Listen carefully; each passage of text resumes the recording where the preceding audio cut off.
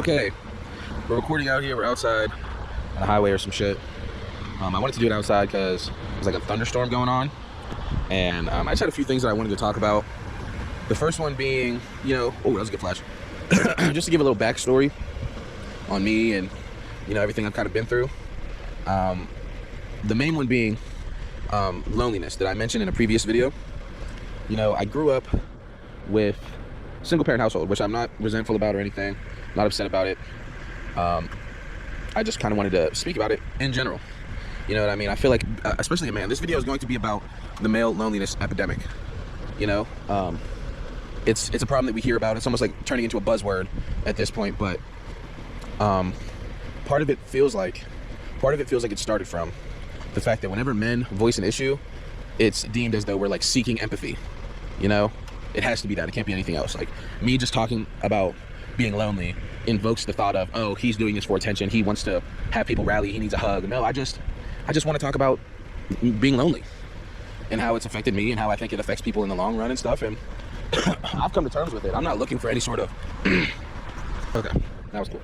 I wish I could do it like this so you could see me, but you can't. Back to my point. Part of me feels like the male loneliness epidemic, it's not because women, or it's not because of any of this other shit. I truly believe that it's because men don't know how to be real friends to one another. They have no idea how to be an actual friend to somebody because they've never had to be. It's because a man's friend is closer to a brother, right? I grew up without brothers. A lot of people did. At least brothers that they're close with, And what I mean by that is having somebody that you can rely on, good, bad, or ugly.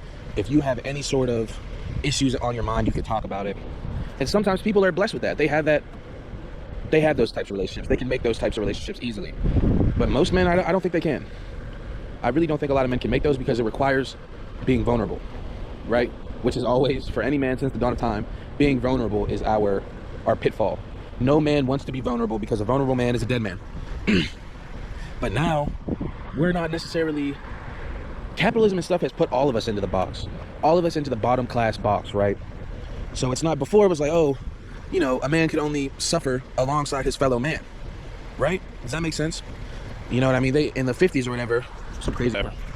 So, back to my point. In like the 50s and stuff, men only had other, at least for, emotional support. They had their wife or whatever, but that wasn't the same thing. They had like their time at the bar, their pool hall, their bowling club, But now, everybody is so fudge packed in to the same box as in poverty. Not being the 1%. They're trying to make the 1% so much vastly bigger and larger than the 99, even though there is more of us. They're trying to make us so minuscule and so worthless that we practically are just numbers. They've been saying that for years, but we're really starting to reach the point where we're just fucking numbers. And so, how does this relate to the male loneliness epidemic? Well, when we're all just numbers, there's no personality. There's no way you can make something your own anymore. And that also relates to dating, right? If we're all just numbers, we're gonna be valued as ones and zeros and so on and so forth. If somebody is a higher number, they're not going to care anything at all about a lower number. By design, of course. They just want the people that can benefit them. And men are the same way. We are the same way. The picture with the hugging your girlfriend at the register? I've been there. Yeah, I've been there before. Shout out to my BM. I love you, Haley. I know that was me, but I changed. That's not me no more. You can't play that game with me no more. I done leveled up. But even me, right? I wouldn't say I'm particularly lonely right now. I'm just alone. I don't feel like I don't have any love in my life. I don't feel, hopeless, which is what I really deem being lonely. I'm just alone. I don't have a girlfriend. I'm a father, and that takes up most of my, my fucking car's about to blow up, dude. I gotta get some more money. But I'm not lonely though. But there are so many of us that have you can't, okay, I'm losing track, I'm bouncing around. My main point earlier when I said you could rely on your fellow man because they might have had different experiences or different viewpoints because they all live a different life. But so many of us now are living the same fucking life. We're living the same fucking life. So how can I look to my friend who's in the same exact fucking position as me and be like, hey, I'm fucked up, I'm lonely? He's gonna look right back at you like, I'm fucked up too, I'm lonely too. Because the male loneliness epidemic doesn't start with women, it starts with other men. I hate to break it to you ladies, it's about you, but it's not about you. You know what I mean? If you can't have any good friends, you definitely can't have a good girlfriend. You kidding me? If you can't build a trusting relationship with someone you can't fuck, are you kidding me? You think you can do that with someone you can? No, it doesn't work like that at all. And so, my whole point in talking about this and being out here is because I'm alone. Right now, I'm on the side of the highway watching a fucking lightning storm in the back. It looks pretty fucking cool. I'm 26 years old. I'm out here just fucking dolo as shit. I didn't have any plans tonight. I had nothing to do. I had some Taco Bell before I started recording this video, and I just jumped right into it. I want to do it one video a day. We're gonna have to see how that goes. So this is gonna be video number 3 for me. Still very excited and ready to have been doing it for a while. You know, I'm trying to settle in, get it a part of my workflow, and make it important. But yeah, like the whole dichotomy between fucking dating life right now, it all boils down to just if they're attracted to you. I'm doing all this yapping, and that's literally if the girl is attracted to you, you can do fucking anything. It's the fucking flirting versus harassment meme. Say the same exact shit, do the same exact jokes, but if she's not attracted to you, that shit ain't gonna work, twin. It ain't gonna work. Y'all gotta stop trying to make these women think you're attracted. Like, you gotta stop trying to make women attracted to you. Just find the ones that are. And I fall victim to it too, you know, as a man. It's almost like you always want the girls that don't want you, but the girls that do want you, you're like repulsed by. Which is fucked up, and I'm sure it's the same way for girls, but we gotta do better, King. We gotta do better. We gotta start being with people that give a shit about us. I'll say that again. We gotta be with people that actually give a shit. Because the niggas with money is gonna win every time. I was watching a fucking Danny Duncan video yesterday, right? His 4th of July video, even though it's the 12th or 11th at the time. And for so many different reasons, on so many different layers, it was so weird. They bought a used car, $1,500. Okay, what are they gonna do with it? They then go to Costco and spend $2,600 on fucking baked beans, which is already fucking post-apocalyptic. What's the word? Fucking, I don't know, like futuristic, scary, futuristic horror. It's like that. Why are you spending more money on beans and cars, and why did you just waste all that food? Whatever. And then he just has a girl in the back seat casually. Look what that money make your bitch do. What do you mean you're in a car full of beans? What do you mean? What the fuck do you mean? Like all these people that are just like Danny Duncan or fucking, I guess just Danny Duncan is the only one that does it. Mr. Beast, I guess, I don't know. Like the type of creator where they just find the most interesting looking people and keep them in their little group and have them do fuck shit every day. I'm sure they're taken care of financially and shit, but they only are on the fucking squad because they look fucked up. They look fucked, like, I don't know. Or, you know, they're a girl. They're a baddie, so me and my baddie friend. But like there was a scene where she's in the back seat with her fucking arms crossed, like hip deep in beans, mind you. Hip deep in beans, and her arms are just crossed in her lap. Like they don't even fucking exist. And that's really what it is, you know what I mean? We're really just in competition with the rich folk. And there ain't that many. That's why they're called the 1%. You know what I mean? Everyone is just fighting and scratching and clawing for these 1%ers, and all of us on the bottom here, we're getting fucked up.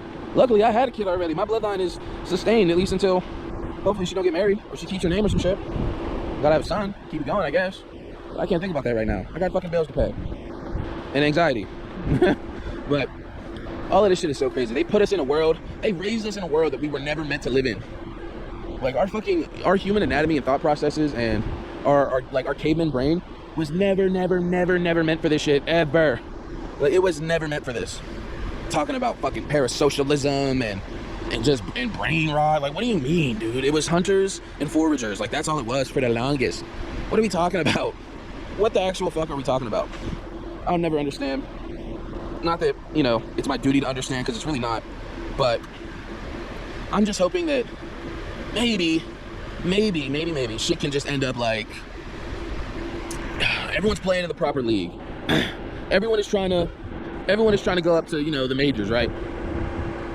Where are the guys that used to fucking stay in AA for their whole life? You know what I mean? What's wrong with AA? Some people have probably played for the curve, the Altoona curve for their whole fucking life. Why does everyone have to try to make it to the majors? Find a place where you're comfortable and sustainable and fucking stay there. You don't need major league pussy. You don't need that. You couldn't handle it. You stick with your Altoona curve girlfriend and you love her until you fucking die. I don't want to hear anything else about it. You love what you've been given. You get what you get and you don't say shit. Don't want to fucking hear about that, man. I don't want to see fucking Instagram baddies anymore. Get the porn off the phones. Get the porn off the phones. That's what's causing it, fucking porn. Niggas think they're supposed to be fucking super duper baddies every day. And if you don't have a fucking hog, then you're worthless. That's what they really think. That's what they try to show you. Lead to get the porn off the streets. Make porn fucking illegal, dude. That shit's nasty as fuck. Porn will really fuck your brain up bad. Especially if you're introduced to it young, like most men are, because we're shown that women are an object from as a child. Shit, man. Let's go ahead and get the porn out of America. Not that it'll ever happen, you know, but it's nice to think about life with no porn. You remember when you could just like, and like so many other people have said, we were never meant to see this many bad bitches in our life. Never. You were supposed to fall in love with Sarah Jane down the road and live with her until you die. That was it. We didn't need swimsuit models. We didn't need all that shit. You fell in love with the girl next door and you fucking loved each other until you died together. Shitting me. Male loneliness epidemic. Maybe we just have a lack of real nigga epidemic. What if that's the problem? Because in the Muslim practice, I believe it's the theory of the 80% and the 20%, right? And I could just be talking out of my ass, but I think it's right.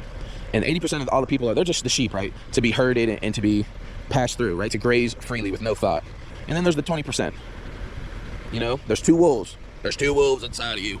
10% of them are hip, right? They know ball. They know what's going on. They can see the signs, but they're malicious. They have malicious intent. Their plan is to gather, accumulate, hoard, abuse. And then there's the other 10%. You know, that is hip, knows ball, knows what the fuck is going on, is aware. But they want to help. They want to heal, fix, find solutions, mend. That's what they want to do. But those two 10% are always at ends with each other. One step forward, one step back. They're always right down the fucking middle of the pipeline because you can't balance. They keep each other in balance. And I think about that shit all the time because you can tell when someone is actually sentient like you are. That actually has a fucking brain upstairs. It isn't just a robot, you know, running prompts all day. You can tell that they're a creative player too. It's just really up to you to see if they're a malicious creator. Like, are they the nigga grifting on GTA? You know what I mean? Just chasing you and blowing you up all day? Or is it the nigga that's gonna help you do the heist? You know?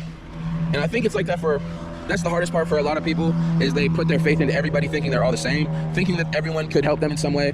But most of the people that you run into, because they're malicious, right? They're malicious and they're smart. They're very smart, mind you. Just because they are malicious and they are smart, they're the ones taking on the opportunity because it requires you to step on someone's head to do so. And the 10% that are good, they don't want to do that. You know what I mean? They'd rather help us up together than step on your head to get past you. That's why all the top dogs are typically malicious. That's why all the billionaires and rich people are fucking freaks, because they don't feel bad about treating people like they're worthless, right? And that's really what it is. That's real shit. That's the reason why the people that don't feel guilt, how many of y'all are guilty? I feel guilty for fucking everything that I do. Every fucking thing. Everything. And there's motherfuckers that do the most heinous shit ever and not a care in the world afterwards. You couldn't even begin to try to tell them that what they were doing was wrong because their mind was already made up. There's nothing wrong with it. I'm only benefiting myself. What's bad about that? You would do the same? No, I wouldn't. But I see your point. I can't argue your point. And that's the state that we're at with being a man, right? Like, just dealing with everything. Everything that I just mentioned, the bullshit, the rich people, social media, porn, all of this shit is just stirring into one big whirlwind, right? That most people that aren't, you know, that are good-hearted, I suppose, that are not willing to make enemies or, you know, mess up their life seriously, it's much easier to just stay away from them, from all the hoopla, than like to be in it and try to dodge everything.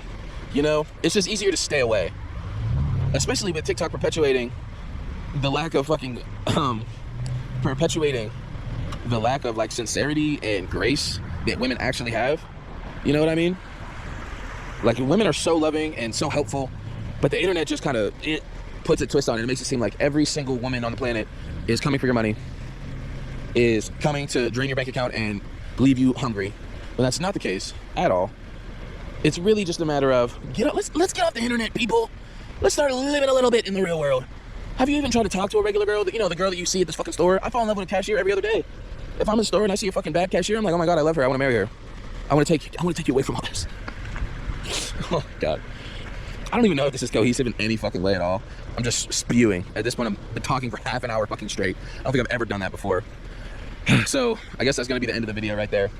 Hopefully I can piece this together into some sort of conscious video that makes sense. We're going to have to see. But bullet points: get off the internet, actually talk to people, live a little bit, free your mind from this, you know, this red pill society that we are so blessed to live in, you know, where women are the enemy or men are the enemy. Let's just go back to, we don't even have block parties anymore. Let's just go back to regular shit, man. Let's just go back to the regular shit. Fuck the internet, even though I'm posting this on there.